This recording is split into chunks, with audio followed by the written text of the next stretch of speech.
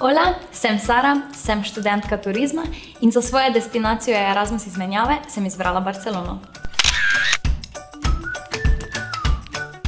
Torej, eden od večjih strahov, ki so se v meni porajali, so bili tudi izpiti.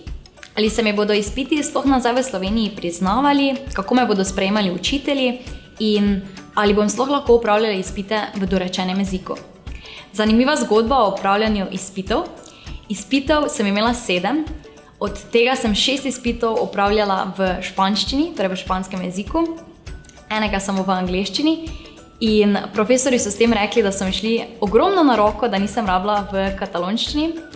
In pa še ena stvar, opravljala sem 2 izpita več, kot bi opravljala v Sloveniji in s ponosom lahko rečem, da sem opravila vse izpite in ne samo to, nekatere izpite sem opravila celo bolje kot nekateri njihovi študentje.